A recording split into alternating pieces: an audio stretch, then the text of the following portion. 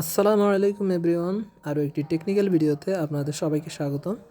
আজকে আমরা মোটরসাইকেলের একটা মাস্টার সার্ভিসিংয়ের সময় যে সকল জিনিস মনে রাখতে হয় আমরা সে বিষয়ে আলোচনা করব।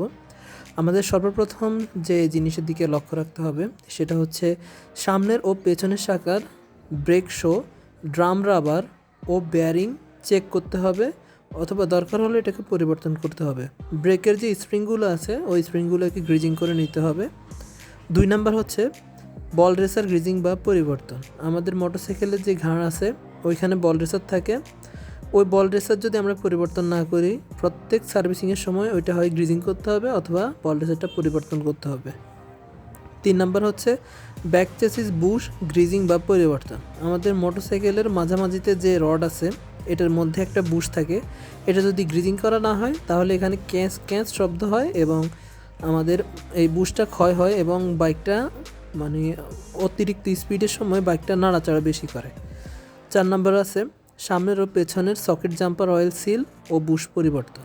আমাদের অয়েল সিল যেগুলো আছে সকেট জাম্পারের অর্থাৎ হচ্ছে সাসপেনশনগুলোর, এই অয়েল সিলগুলোকে প্রত্যেকটা সার্ভিসিংয়ের সময় চেক আপ করতে হবে এর মধ্যে অয়েল লিক করছে কি না, আর যদি অয়েল লিক করে তাহলে তা পরিবর্তন করতে হবে। আর এগুলোর যে বুশ আছে এই বুশগুলোকেও পরিবর্তন করতে হবে প্রত্যেকটি সার্ভিসিংয়ে। চেইন বা চেইনস পকেট ওয়াশ করতে হবে, লুপ করতে হবে অথবা পরিবর্তন করতে হবে। 6 নাম্বার সামনের ও পেছনের ব্রেক ক্যালিভার ও মাস্টার সিলিন্ডার সার্ভিসিং করতে হবে। মোটরসাইকেলের যে সামনে হ্যান্ড ব্রেকের সাথে যে একটা সিলিন্ডার থাকে সেটা হচ্ছে মাস্টার সিলিন্ডার, আর সেই মাস্টার সিলিন্ডারটাকে ওয়াশ করতে হবে এবং যে ব্রেকের ক্যালিভার আছে সেটিকেও অ্যাডজাস্ট করে নিতে হবে। 7 নাম্বার আছে কার্বুরেটর ওয়াশ ও টিউনিং। আমাদের মোটরসাইকেলের যে কার্বুরেটর আছে এই মোটরসাইকেলের কার্বুরেটরটিকে সবসময় ওয়াশ করে রাখতে হয়, কারণ হচ্ছে যদি মোটরসাইকেলটির কার্বুরেটরকে ওয়াশ করে না রাখি তাহলে এটার ভিতরে অতিরিক্ত ময়লা জমে এবং এটা আমাদের টপ স্পিড উঠাতে সমস্যা করে এবং মাঝে মাঝে বাইক থেমে থেমে যায়। আর এটাকে টিউনিং করতে হবে। আমরা টিউনিংয়ের সময় 1000 আরপিএমের মধ্যে রাখবো।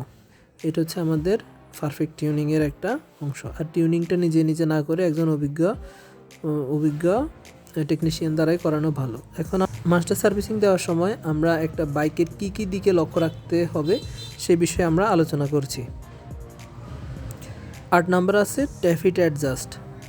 ট্যাফিট হচ্ছে আমাদের মোটরসাইকেলের যে ইনটেক বাল্ব এবং এক্সস্ট বাল্বের নড়াচড়ার যে নাট আছে সেটাকে ট্যাপিট নাট বলে। এই ট্যাপিট নাটটা হালকা একটু লুজ থাকা ভালো। এটি এখন আমার জানা নেই, আপনারা বলে নেবেন যে ট্যাপিটটা ক্লিয়ার করে রাখেন। ট্যাপিট ক্লিয়ার করতে বললে তারা বুঝে নেবে। এয়ার ফিল্টার ওয়াশ বা পরিবর্তন।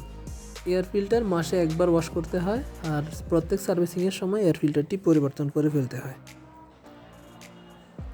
অল কেবল ওয়াশ ও সার্ভিসিং।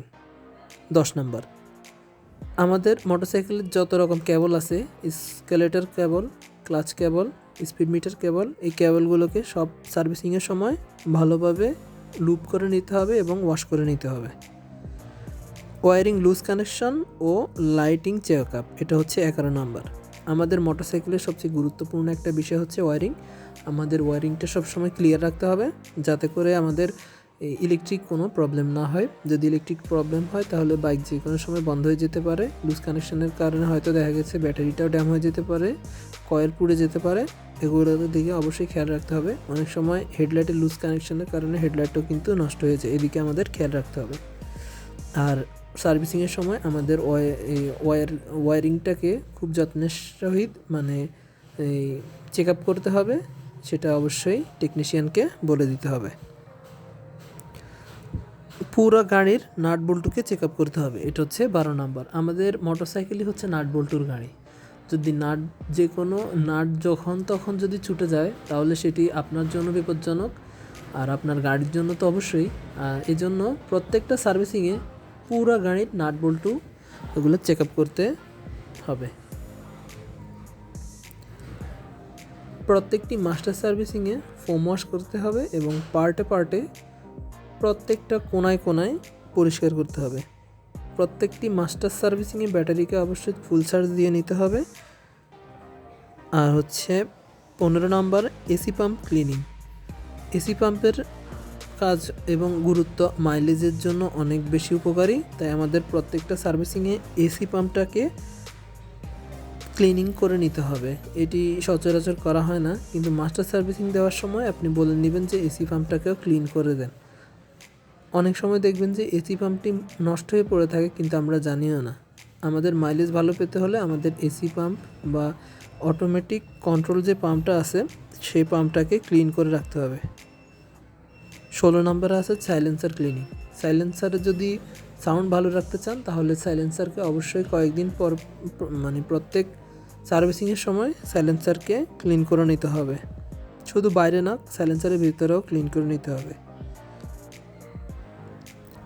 প্রত্যেকটা সার্ভিসিংয়ের সময় আমাদের স্পার্ক প্লাগকে পরিবর্তন করে নিতে হবে, কারণ স্পার্ক প্লাগ বাইকের জন্য খুব ইম্পর্ট্যান্ট একটা জিনিস। আর যদি পারেন সাথে দুইটা বা একটা স্পার্ক প্লাগ রেখে দিবেন, কারণ যে কোনো সময় দেখা গেল স্পার্ক প্লাগটি নষ্ট হয়ে যেতে পারে, শর্ট হয়ে যেতে পারে, আপনার বিপদে কাজে লাগতে পারে।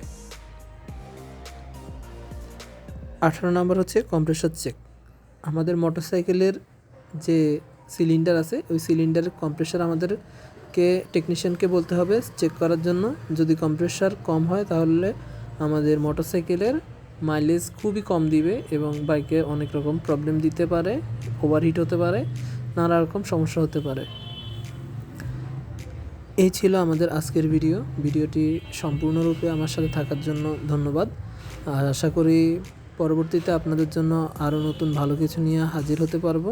সেই পর্যন্ত আমার জন্য দোয়া করবেন, আমার সাথে থাকবেন। আমার চ্যানেলটি যদি নতুন হয়ে থাকেন, আমার চ্যানেলটি নতুনই, তো আপনারাও যদি নতুন আমার ভিডিও দেখে থাকেন তাহলে আমাকে সাপোর্ট করার জন্য অবশ্যই সাবস্ক্রাইব করে দিবেন। ধন্যবাদ।